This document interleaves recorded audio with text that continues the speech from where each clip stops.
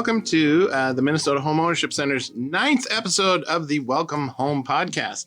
My name is Bill Gray, and today we are going to discuss the National Association of Real Estate Brokers, also known as NAREB, their 2022 State of Housing in Black America report. Joining me today are two leaders of NAREB's Twin Cities chapter. We have Cameron Perket, mortgage retail branch manager for U.S. Bank, and Richelle Taylor, a realtor and team lead with Simply Sold Realty Group, RE/MAX. Welcome to you both.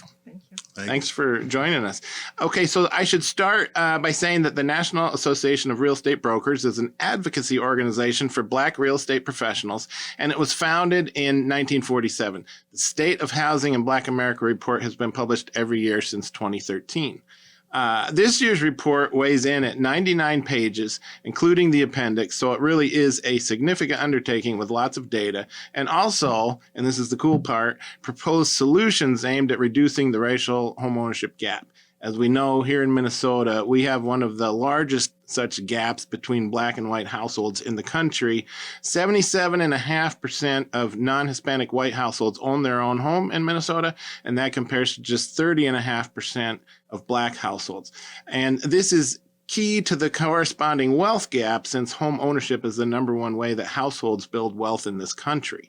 The report pegs the median wealth of white households nationally at more than 12 times that of the median Black household, so roughly $218,000 versus just $18,000. At the state level, a recent study found Minnesota's Black-white wealth gap to be the third worst in the nation. No surprise, given our outsized homeownership gap. So let's get to our discussion. Cameron, you're NAREB Twin Cities president in addition to your day job. What struck you when you took a look at this report?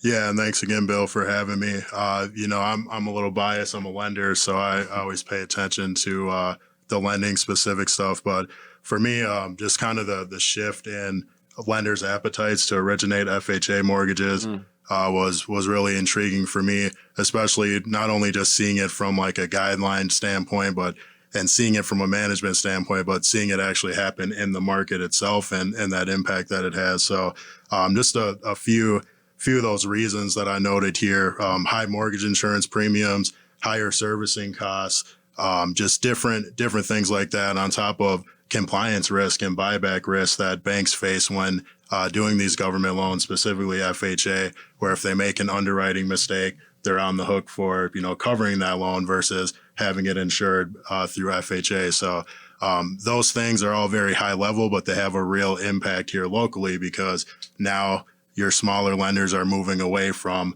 doing that type of lending. And as we know, a lot of folks in the Black community that are buying homes are using FHA products traditionally. Our low to moderate income folks are using those products. So the less those are available, the more of an impact that's going to have on Black home ownership here in the Twin Cities. So I just thought that was interesting, especially when you get into the stats on the State of Black Housing report. The actual applications for Black applicants for conventional loans are higher really than they've ever been, but that's not having a difference in the actual originations, the actual closed loans for conventional products versus FHA. So it's an interesting situation. FHA is always going to be a hot topic, and this really creates a lot of different barriers, in my opinion, when a Black consumer that's looking to buy a home does not have, let's say, full access to all the different lending products, like maybe a white consumer would, for a number of different reasons. Not being able to use conventional at a higher level is going to have an impact. We all know about the stigmas that FHA has in the market. When you're putting an offer out there, you could be offering the same dollar amount, but if you're going FHA versus conventional, there's always that stigma that, hey, this person's less qualified, that appraisal is going to be more picky. I'm going to go with the more clean deal that's going to have a better chance to close. So right. I just think it's very interesting. With, even though the number of applications have gone up, we're not seeing a difference in conventional financing versus FHA for your Black consumer. And one of the last challenges I'll say on that I've personally noticed originating and managing a team of originators is pre-COVID, it seemed like it was easier to get a low to moderate income, maybe a little bit higher debt to income, higher loan to value approval using a desktop underwriter for a conventional program, where through COVID to today, it almost seems like those restraints have been tighter. And I find a lot of families that are ending up using FHA that would have been conventional buyers pre-COVID. So it's interesting. Interesting. And yeah, FHA is a good tool if you need it. If you Absolutely. can qualify for conventional, though, you usually do a little better. I think the thing that always strikes me about FHA is, as a seller, and a friend of mine ran into this.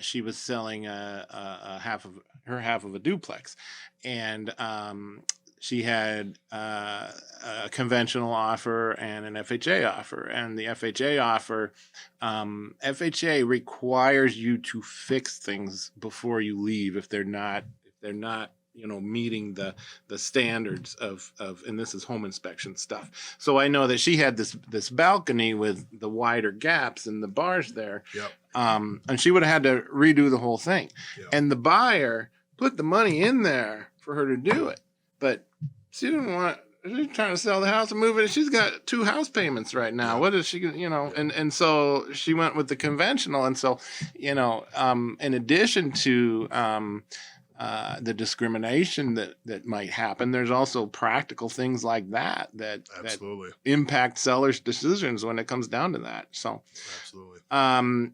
So it'll be really interesting to see how the market changes impact that whole equation. And you tell me, I don't think we can tell yet. Is that true? Haven't had enough time to. Yeah, so we are seeing some of the impacts. One of them that's unique right now too, because of COVID and just the market, is not only because of how tough it is to get into conventional products when you're, let's just say, somebody that doesn't have A1 credit, a ton of assets, reserves, whatever it may be. A lot of lenders have used their portfolio products. So if you have like an affordable lending product, and what I mean by that is lenders are using their own investor versus using government funds or using Fannie Freddie. So the problem with that is you lean so heavy on that, at a certain point, your cash flow from a business standpoint becomes a concern. And now you're kind of in a double situation where it's like, okay, it's tough to get these conventionals. We got all the things that come with FHA. Now we're heavy on portfolio. Where do you go? And I think that's where you're seeing some challenges in the market right now from a lot of the smaller lenders, where it's tough. Interesting. It is complicated on both sides of the equation. Yep. So, Richelle. I was just going to say, regarding FHA, there's a lot more education that realtors are needing to do with the collaboration of lenders to get other agents to understand that FHA is a fine product. Right. And very frequently, people are getting into FHA loans because they're having a better monthly payment. And it allows them to get into a house and be able to make their own improvements to the house later on.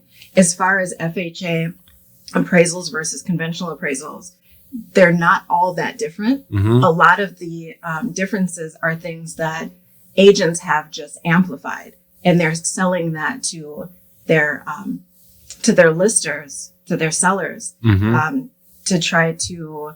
It ends up making them not take the FHA offer. And over the course of the last 5 years, how much impact has that made on people who primarily are using FHA, because you can get into FHA with lower credit score, with less money down. And there's a whole group of people that have, by and large, been blocked out of a very competitive market already for the last 5 years, because if you had an FHA offer, it just wasn't being considered. Right. The impact that's going to make over the next, 10 years when we look back is going to be, I think, devastating to the Black and brown community. Yeah, and one more thing on this that I always want to point out. Well, 2 things. So you're absolutely right. By no means are we saying FHA is a bad product. It's just not going to be the best product for everybody's situation, period. Right. But what's the one positive I do take away from this? For so many years, we were challenging the lenders to not just pigeonhole LMI customers into an FHA. Just because you're using down payment assistance, you are going FHA. This data shows that it's different now, where folks are being offered a conventional product, but just not pulling it through. Okay. Fully. So now we have to look at how do we change that to make sure these more products are available. Interesting. So progress, but still some ways to go. Exactly. All right, Richelle, you're the NAREB Twin Cities immediate past board chair. You talked about a little on what we were talking about with Cam. What else struck you when you read the report? So many things, like you said, it was 100 pages. Yeah. And it's interesting because so many of the things are the same things repeatedly. These are not new ideas. Mm-hmm. So that struck me. Number Mm-hmm. one, that we're not dealing with something new. We're dealing with the same kinds of ideas over and over. Mm-hmm. What I talk about frequently is this idea that if we have the option to discriminate, we tend to. And so many of the fair housing laws are based on that. You want to discriminate. And a lot of times people think that they can because it's their property that they own. Oh. And I don't want that person to have my house. I don't want to sell my house to that person. Right. And they feel very entitled to that. So there has to be laws to say, no, you're not entitled to that. You Right. don't get to decide that. So taking out the possibility, removing the option for people to discriminate. One of the things that we've been working on locally is taking names off of purchase agreements at the offer stage. Mm-hmm. And this came out of the multiple offers that were getting submitted on one property, from 7 to 45 and up offers on a single property. Like I said, if it was FHA, it just got kind of pushed to the side. Yeah. Cash was first, conventional was after that. But even in offer situations where it's not in multiple offers, people will look at names on a purchase agreement. And if it's a name that they can't pronounce, if it's a name that they think is foreign, if it's two men on a purchase agreement or two women on a purchase agreement, they'll decide, I don't want those people living in my cul-de-sac. I don't want those people living in my neighborhood. My neighborhood that I'm leaving, but I still feel like but they're I'm still in their charge neighbors, of this. and they feel like, yeah. And so it gets very difficult for us in real estate to prove that Right. you didn't take that offer because there were two men on the purchase agreement or because the name was Ebony Jones. We can't, it's very difficult to prove that. Right. And in the midst of trying to get people into houses, do we have time for long legal processes? Nope. So to Right. take away, again, just removing the possibility to discriminate was one of them. I don't know. There's a lot of it. Yeah. What I notice across the board, though, is that I feel like there's underlying bias and discrimination that just is locked into everything that we do. The country, by and large, is steeped in Right. racism. Right. It's what it was built on. So when we look at anything, whether it's a structure, a system, or an individual, we have these biases that come through regardless. Right. And I think frequently it's not intentional, but that doesn't change the state of how we're conducting business. Right. The thing that strikes me the most in that department, because, some people will say, oh, well, racism is legal now. We're not racist anymore. The systems were built on this and are still acting this way. And the best example that I can use in my own head to explain this is when you talk about appraisals. A house in a historically redlined neighborhood all of them are worth less than that same house would be in a different neighborhood that wasn't subject to that. Your appraisals are based on what did you call them? So we do a 1 mile radius the going back yeah. 6 months. So all of this is based on history. And history shaped it to be inequitable. And the current systems, a lot of them still are based on those systems. And so how do we start to change some of that stuff? And that's a much bigger conversation than today's is. But that's what I try to do when I look at these things is try to find those concrete examples that are what they are and show, how this legacy is still baked into the current system. So I just think it's so and interesting. From two angles, right? From that angle Yeah. that you said, and then you have individuals who, of course, they have a list of things that they're looking at and standards that they're held to, the same fair housing laws, the appraisers. But they're people. Mm-hmm. It's an individual, and it very much is up to whether they're having a good day or a bad day, Yeah. how they feel about this particular house, this particular neighborhood, Right. these particular people. They're just individuals, but they carry so much weight in these transactions. Right. And if an appraisal comes in low, again, the process of trying to address that is not an easy process. Right. And they are not, oh, thank you for bringing that to my attention. Yeah. I definitely will go back and look, that's not what we get. Yeah. So yeah, Yeah. it's difficult. Wow. And the process, and just to talk about the processes, this is a theme that, and we were having this discussion before we went live, but this is a theme that we have in lending. It's on the appraisal side. It's on the agent side. Like, how do you actually prove that something is discriminatory? Like, we have data, we have systems in place, but when you have that human gray area, how do you actually address that? And I think that's a challenge, a big one. Yeah. Agreed. Well, I mentioned the cool thing about this report is that it offers fixes to help make the attainment of homeownership more equitable for Black households and potentially reduce and eliminate the ownership gap. And of course, this would also eventually impact the corresponding wealth gap, which is something that has to be fixed one way or another. So the proposed fixes in this report are as follows. There's 6 of them, and then we can talk about what these mean, why they matter. The first one: eliminate loan level price adjustments. I'm not sure I know exactly what that means, and we can talk about it in a minute. Eliminate penalty fees to access down payment assistance. And as I always say on this show, down payment assistance is usually a loan. It's not free money. You're going to pay it back when you sell the house or however that works. Recalculate the impact of student loan debt. Hot issue right now. Leverage special purpose credit programs. That is a super interesting area of potential impact that the center itself is pursuing some issues in this area. End discriminatory and abusive appraisal practices and fix the broken and out-of-date housing finance system. So let's talk about these. Who wants to go first? Yeah, I'll start it off.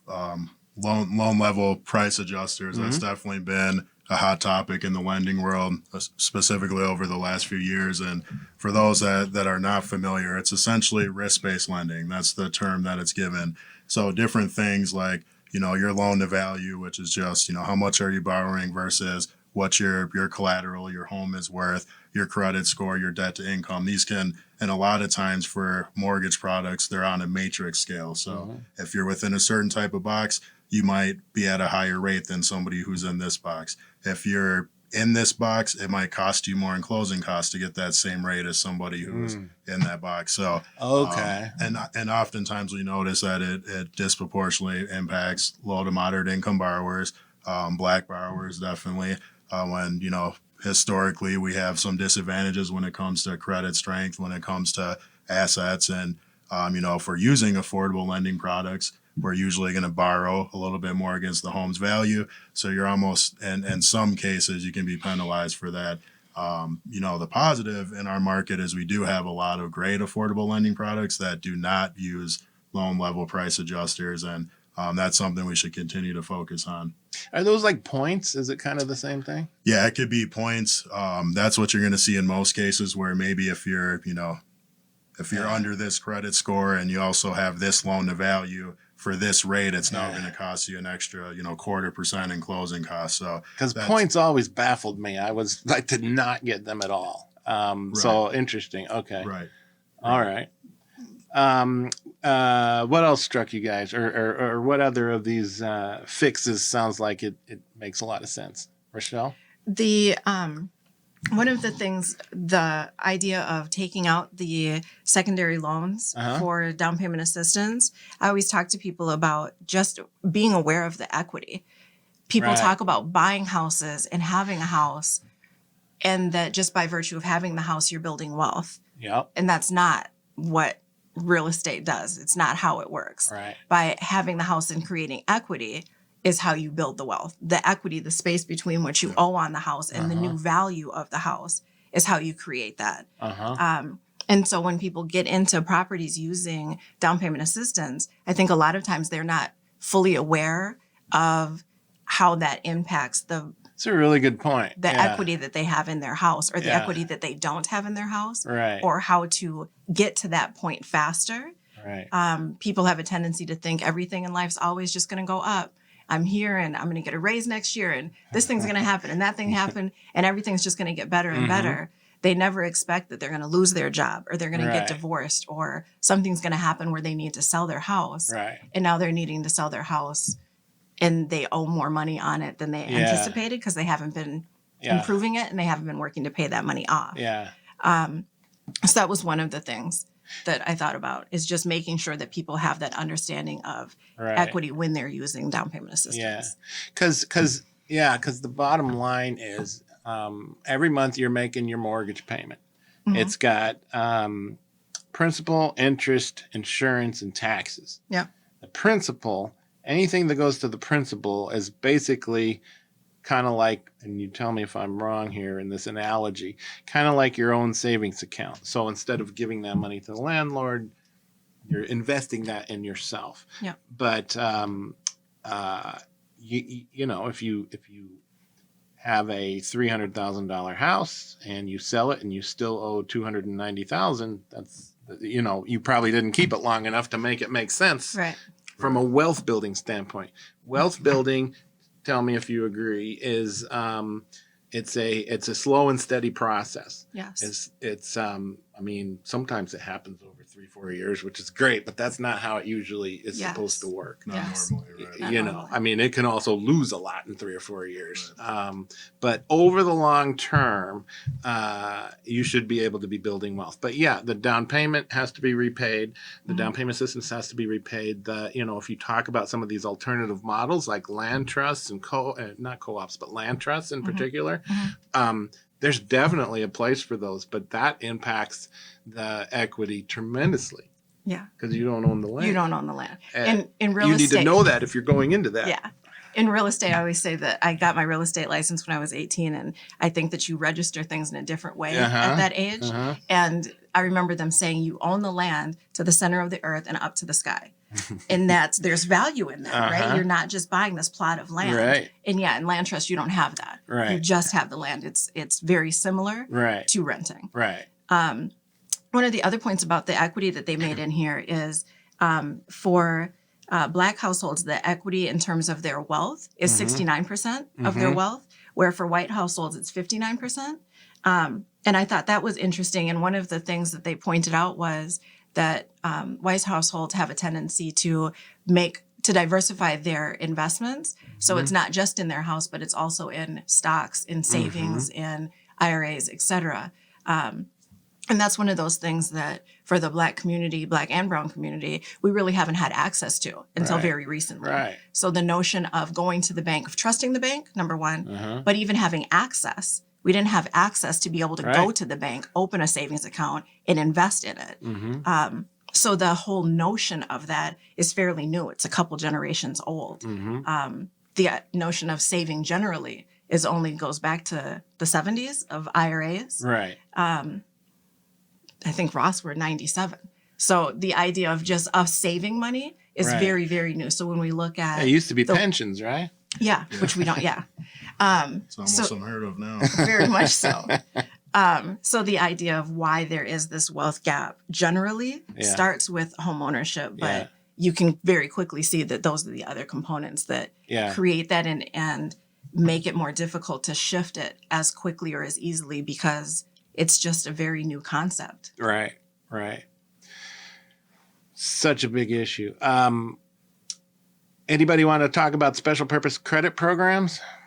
I can talk a little bit about them to kick us off. The center is so special purpose credit programs are financial assistance that is aimed at that can take race into account when talking about past discrimination and things like that. Right. I don't know enough about it to say exactly what we're doing, but we're working on a couple things. We're working on a first generation down payment assistance program, because when you're talking about, who's been left out, it's usually they have not owned a house. Yep. And so that first generation ownership is a step forward for the entire, family and descendants and everything.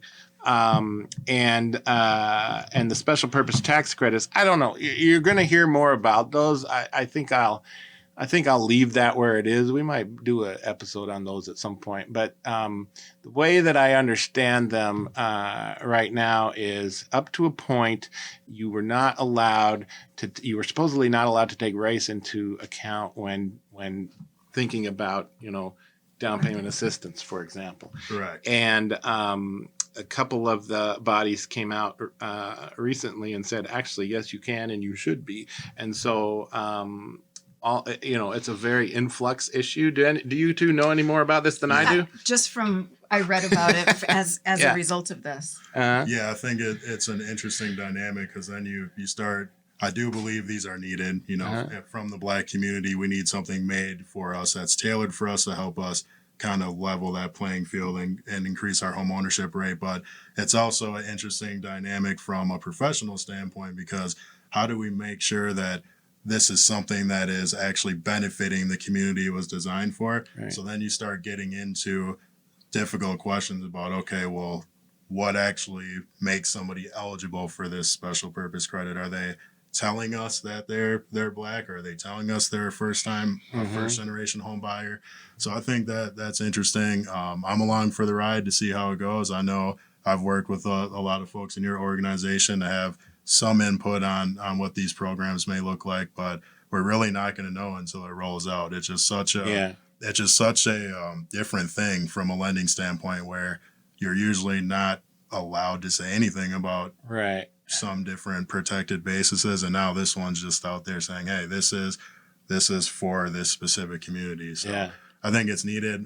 My one wish for it, though, is to make sure it's not just a fad. It's not something that's in style now and we're doing it now, but then 10 years from now was just kind of like, oh, we tried it, didn't work. So I like to see it actually stick around, and if it's successful, maybe our community can lead the way for other communities that are underserved as well. I think there's potential there. Yeah. I know they're talking about it seriously. It's interesting that the state that we're in now was very intentional. Mm-hmm. Very intentional with race being a major factor, clearly written by the FHA. Like literally. Like, this is the guideline, this is the book that says you cannot lend to these people, named specifically based on their race. Yep. Right. So the notion now that we can't fix it the same way is kind of a head scratcher. Yeah. And I think it's interesting, and just that we need to explore the idea that something was done with purpose and intention, that if we're going to go about correcting it, then we need to go about correcting it with the same level of purpose and intention that I think is very frequently lacking, because now it's like a tender spot that people don't really want to address. But that's why it needs to be addressed. I did read that Biden set up a task force in 21 called PAVE, P-A-V-E. Yeah, I did a blog post on that. Yep. That they're working on making that more familiar and acceptable. And part of it, I think, was based in the redlined areas. Yeah. To try to correct that. But I just wanted to throw that out there. I think it's interesting. It really is. It's being talked about quite a bit. And you look at Rondo and the freeway and all that happened. And it would be great if we could figure out, how to make some amends for that in a fair way that kind of helps us all along. Anyways. We will do an episode of the podcast on special purpose tax credits. That sounds good. Any other comments on these? Yeah, student loan debt. Yes. I feel like that has is it going to be is $10,000 going to be relieved or not? No one knows. That's great. I think from a lending standpoint, working with buyers, specifically LMI buyers, my clientele that I primarily work with because of my NAREB affiliation are Black families, typically first time Black buyers, and student loan debt is a major hurdle. When we're talking about, trying to make your income fit into a certain box against your debts, when you go to school and you have 50, 75, 100,000, I mean, I see people that have 6-figure student loan debt and it's nowhere near proportionate to what they do for a career. And the way we calculate that, it varies depending on program, but typically, right now everybody's loans are deferred because COVID. So what lenders do is, based on the program, we're either using anywhere from 0.5% to 2% of that outstanding balance as a monthly debt payment. Even if it's deferred? Even if it's deferred, usually the only case that you're going to see a different calculation is if you have an income-based repayment, and that's where you're working with your student loan lender. You've submitted income documents, and they've created a different repayment plan to say, hey, you know what? You're paying $100 a month, $200 a month. We can use that. It's just the difficulty during COVID. Nobody had that. So if you're deferred and you have a big balance, most folks aren't going to call their student loan servicer to say, hey, I want to make a payment in an interest-free environment. So it's a big deal. And I think that's a bigger problem than just home ownership. It also leads into, wage disparities and all types of things, the cost of education. But I think that's a really big deal as we just look at where inflation's going and just the cost of living, trying to find a more reasonable calculation for how we view student loans is crucial. And, that gets into a whole bigger tangent with, why do we have so much student loan debt anyway? And one of the things you'll learn from the SHPO report is Black students graduate with on average, higher amount of student loan debt for the same education that our white counterparts hit. So that does factor into, the gap in home ownership here as well. Yeah, and that goes right back to the wealth gap. Yep. Which goes right back to the home ownership gap. Absolutely. All these things are related. Any other comments on these proposed solutions? If not, I will. Do you have something, Cam, or no?